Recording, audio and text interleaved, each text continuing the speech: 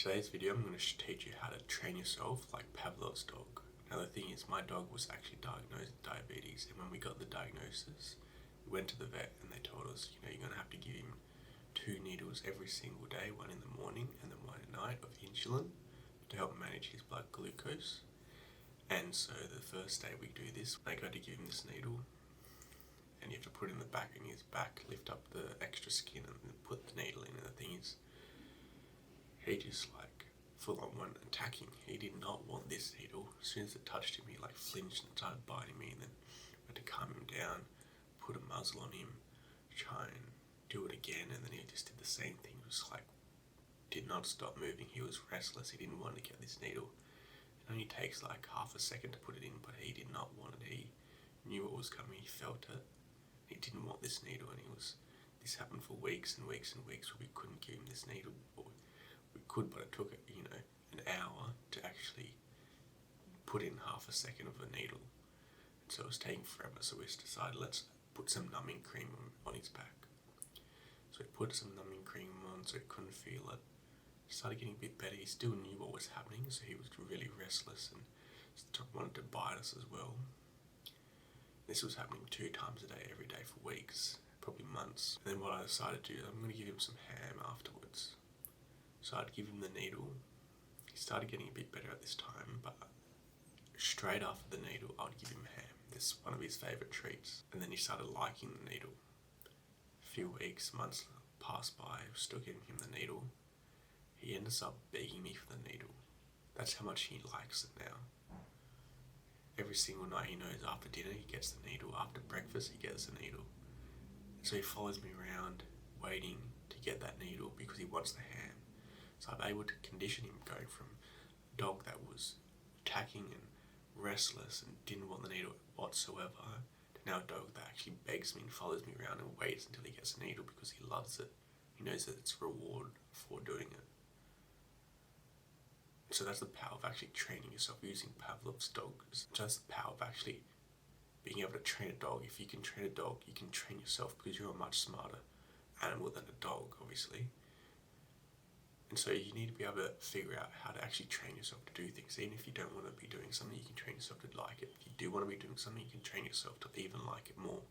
So how do we actually do this? And so what Pavlov actually found out was that if you pair an unconditioned stimulus with a neutral stimulus and you pair them together, you can actually create a conditioned stimulus which creates a conditioned response. So simply put, if you pair something you like with something that you want to like, you put them together, you've got something new that you now like. So then it's pretty simple to train yourself because you just figure out what you like, what you want to like, and you pair them together, and then you end up liking that new thing. So learning is same stimulus, new response. So for my dog, the same stimulus of a needle created a new response. Where initially he hated it and he wanted to bite me for giving him the needle, and then ended up having the new response where he loved it because he was getting the ham. And so he followed me around and he was begging me to get that needle.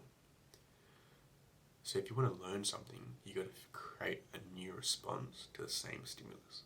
So I did this to try and teach myself how to actually like making YouTube videos. So what I did, I figured out what's something that I already like. I like cranberries. That's a good reward for myself.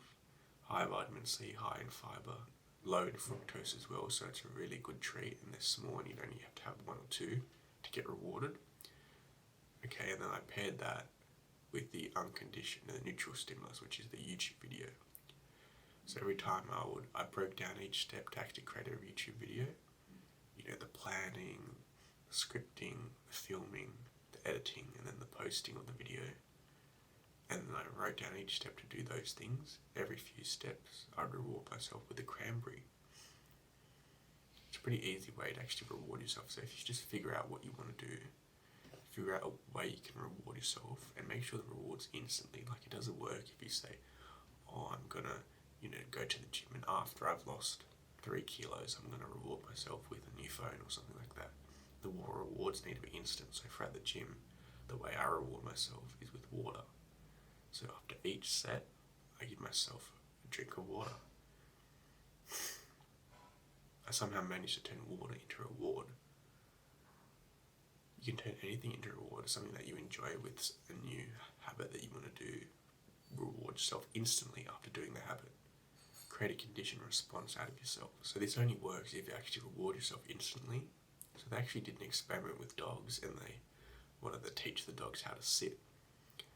And so what they did is they would reward the dogs after they sat, and if they rewarded the dog straight away, the dog was way more likely to actually learn to sit than if you rewarded the dog 60 seconds after they sat, because then you're rewarding something for 60 seconds later. They don't actually know that you're getting rewarded for the sitting.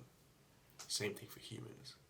If you reward yourself 3 months down the line with an iPhone or a new laptop or some new clothes, you don't really not really rewarding yourself for the actions you took to get that reward. You're rewarding yourself later down the line for the result, and you want to be rewarding yourself for the actions of doing the work. So figure out a way you can reward yourself instantly. So some takeaway action points is you got to figure out what you want to learn. Realize that learning is same stimulus, new response. And the way we create a new response is by figuring out what we're going to reward ourselves with, and rewarding ourselves as quickly as possible after doing the actions. And only by doing the actions will we actually get the result we want. And if you're able to do this, you're learning the meta skill of being able to learn how to learn. And if you're able to learn anything, you can create the life you want. But to create the life you want, how do you know which actions to actually do? Well, I created this video which explains which actions you should be prioritizing to create your dream life.